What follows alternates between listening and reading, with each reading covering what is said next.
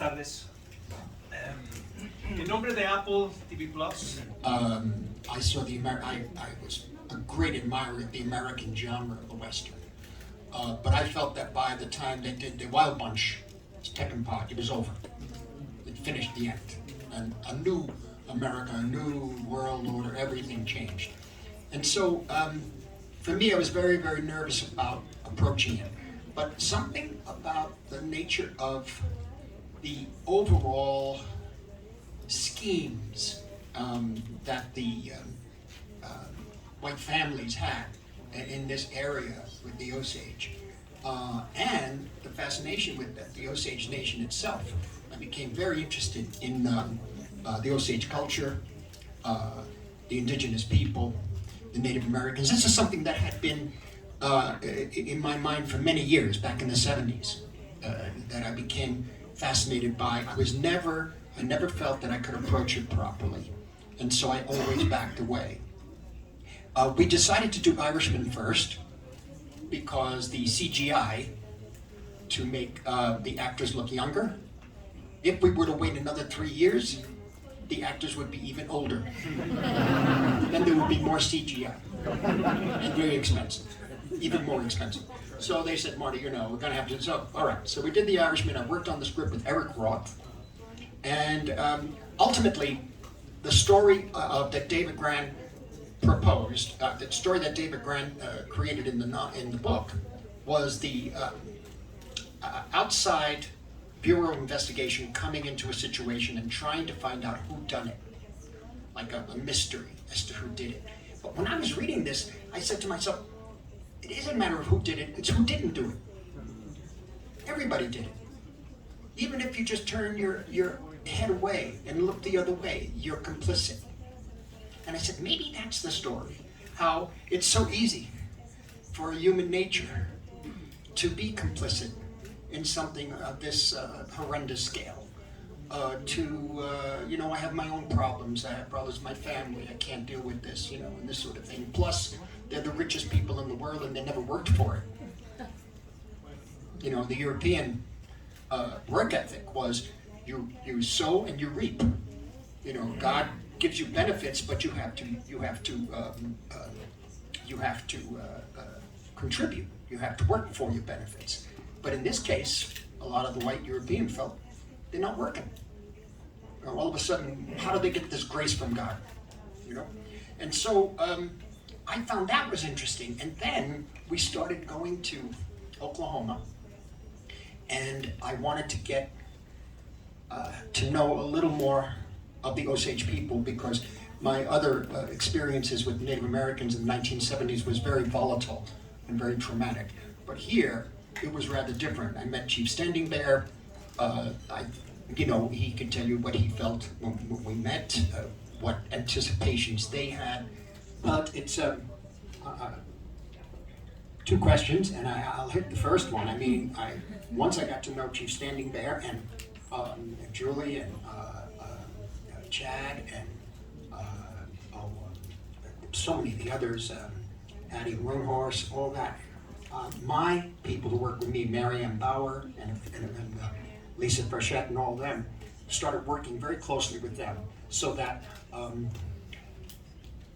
what I wanted to know was more about the culture, and I wanted to actually add more rituals and more cultural behavior. I was able to get 2 baby namings in, a wedding, funerals.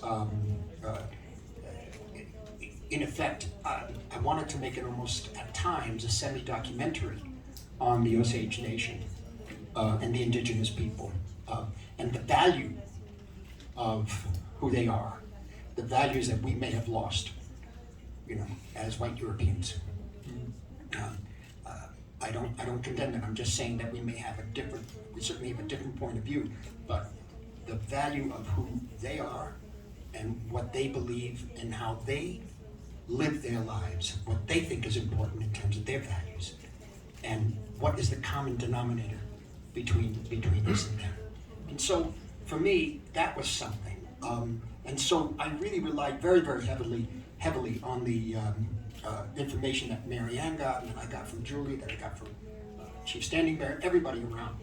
to the point where sometimes people would be combative in a way. There was some activists who were saying, you know, you don't understand Osage culture, you don't understand what it is. When you're getting into this situation, you have to really, really, really be very, very careful and understand more about the people. So, for example, my grandmother used to tell me when I was a little kid, I was running around the house and all of a sudden this big storm hits. And my grandmother would say, stop, sit down, let the power of the storm pass over. And she said, because the storm is a gift from Wakanda, from God.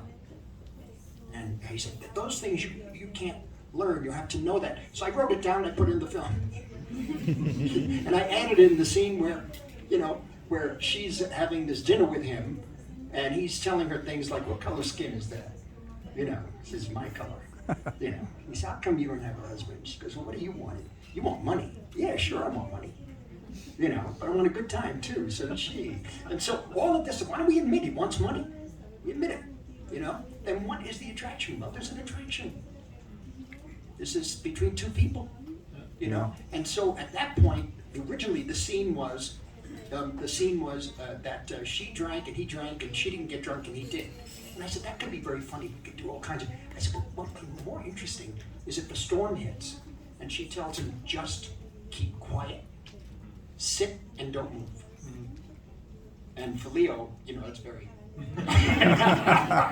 so he tried to get the kid, she goes, stop it, stop. And I said, that's the difference.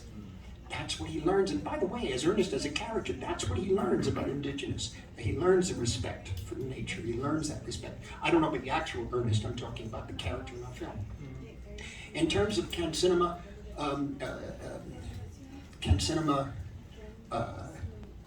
in effect have a difference in terms of Indigenous people around the world? I certainly know you can get the word out. In fact, there's so much.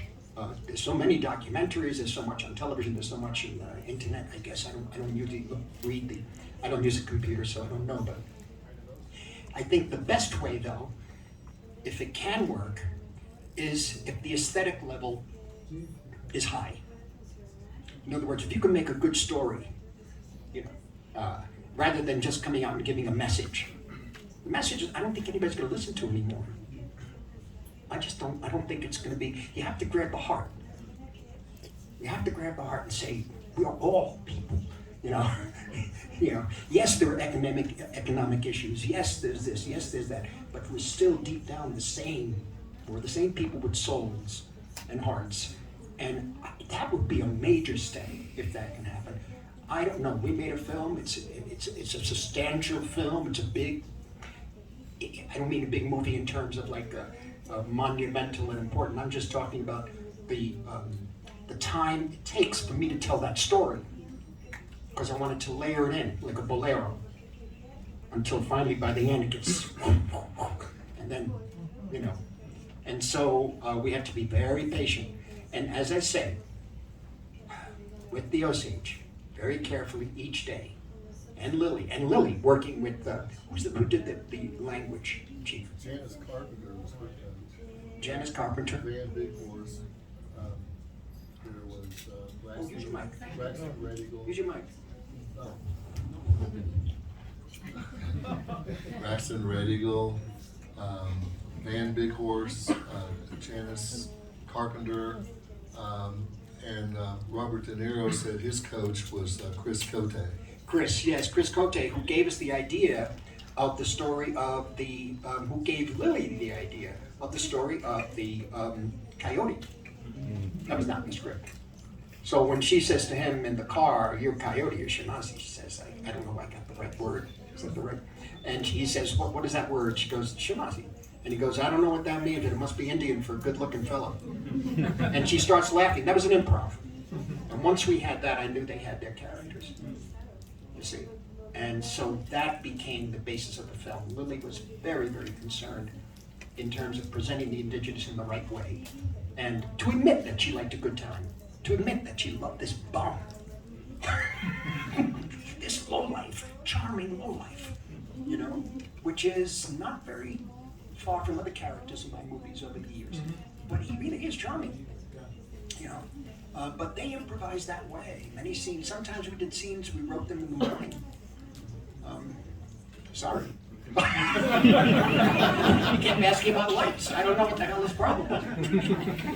Vamos con la segunda pregunta. Tenemos aquí la paleta de la compañera. Hi, my name is Lucero Calderon from Excelsior newspaper. A big pleasure having you here.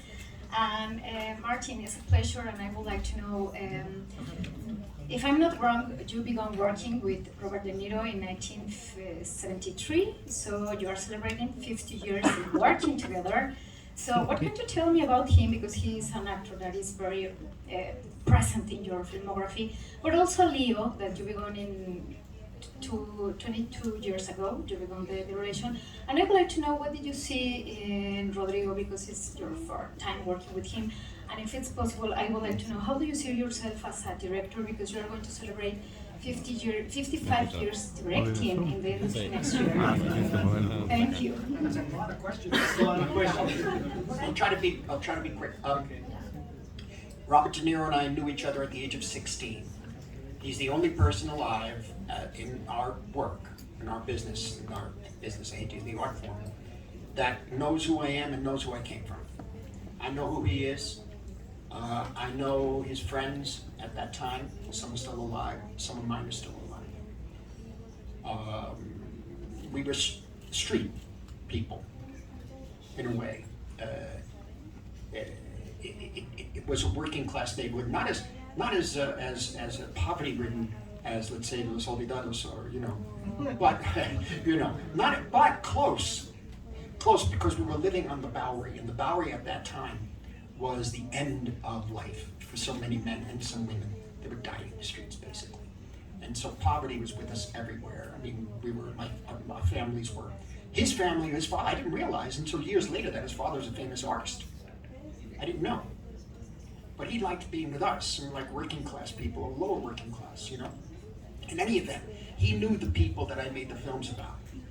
In fact, he just put in his new film, where he plays Lucky Luciano and Frank Costello, 2 parts he plays in Barry Levinson's new film. He put in Robert Uricola, who was our close friend back in 1963. He put him in as an actor. He's still around. And so, in any event, bottom line, I got to work with him I met him again through Brian De Palma. I didn't realize he became an actor. He knew I was becoming a director. And so we worked on Mean Streets. He knew who the film was about. He knew the people. He knew Johnny Boy, the character it's based on, who's still alive, by the way. He's amazing. And in any event, during that period, and particularly during Taxi Driver, I found that he surprised me, and he was not afraid. What I mean by surprise me, he would say, I want to try something. And he'd say, I said, don't tell me, just show me. And invariably, I liked it. Like, are you talking to me? Come on. I said, no. It was perfect. So in any event, there was a bond and a trust. But that bond and trust with De Niro went through some difficult times, and then it came to fruition in Raging Bull. And what I mean by that is that by that point, we found a great similarity in ourselves. We couldn't express it, we never verbalized it, but we felt the same way about many things. And there was a lack of a certain kind of vanity. He said to me at one point, if the scene plays on my back and the other actor's face is forward, the whole scene plays better that way, play it. Don't take a close-up of it. If it's good for the film. Since then, things have changed. We've gotten older.